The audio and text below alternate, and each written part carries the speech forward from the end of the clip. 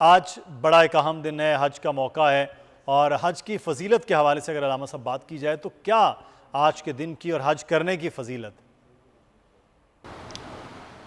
بسم اللہ والحمد للہ والصلاة والسلام علی رسول اللہ۔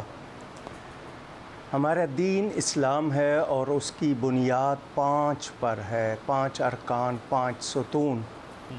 حج 5واں رکن ہے اسلام کا۔ ایک عبادت ہوتی ہے بدن سے، ایک عبادت ہوتی ہے مال سے۔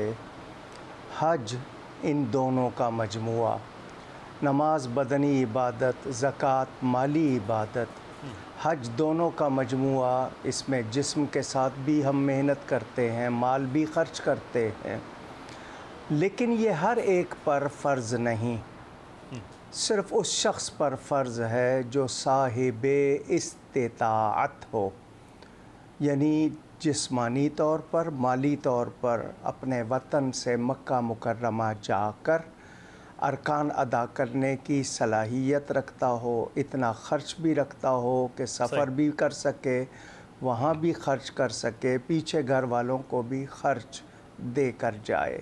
اس شخص پر زندگی میں ایک مرتبہ حج فرض ہے، اور یہ ایسا رکن ہے، ایسی اہم عبادت ہے کہ اس کے کرنے والے کے لیے بے پناہ اجر و ثواب ہے۔ میں 2 چیزوں سے پابندی کے لیے کہا گیا، رفث اور فسق نہ ہو، بیہودہ گوئی، کوئی غلط کام نہ کرے، نافرمانی نہ کرے۔ تو حج کرنے والا جب حج کر کے لوٹتا ہے تو گناہوں سے ایسا پاک ہوتا ہے جیسے اس دن پاک تھا جس دن اس کی ماں نے اس کو جنا تھا۔ تو یہ بہت ہی ثواب علامہ والا صاحب، کام۔ لیکن دوسری جانب جو صاحب استطاعت کی آپ بات کر رہے ہیں، صاحب استطاعت بھی ہو اور پھر بھی اگر وہ جان بوجھ کر حج نہیں کرتا ہے تو اس کی کیا وعید ہے اس کے لیے؟ ہر وہ شخص جو اللہ تعالیٰ کو، اس کے رسول پاک صلی اللہ علیہ وآلہ وسلم کو مانتا ہے، دین اسلام کی ہر ضروری بات کو مانتا ہے، اس کو معلوم ہونا چاہیے کہ جو فرائض ہیں اور جس پر ہیں اس میں کوئی رعایت نہیں۔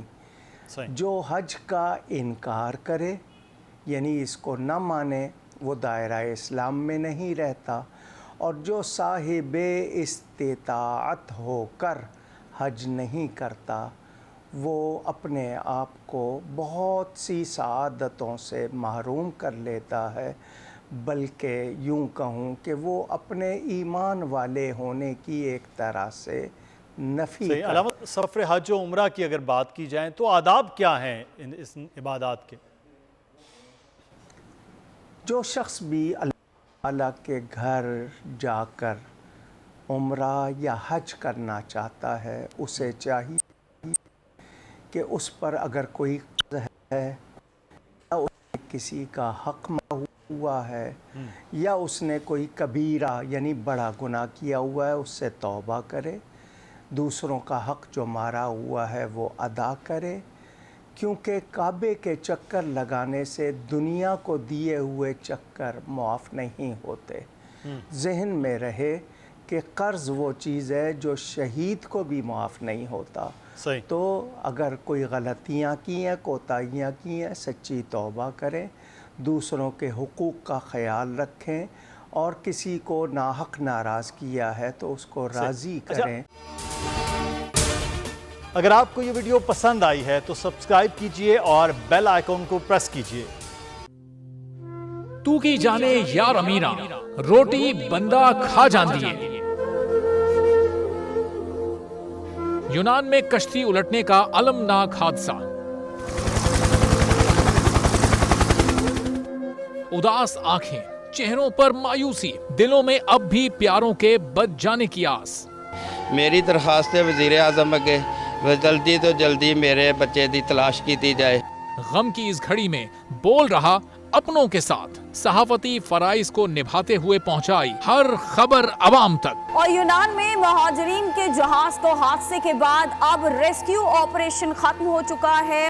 68% عوام نے کشتی حادثے کی پل پل کی خبر سے جڑے رہنے کے لیے دیکھا صرف بول نیوز، کیونکہ بول ہے پاکستان کا نمبر 1 نیوز چینل۔ سبسکرائب کریں اور بیل دبائیں تاکہ کوئی خبر رہ نہ جائے۔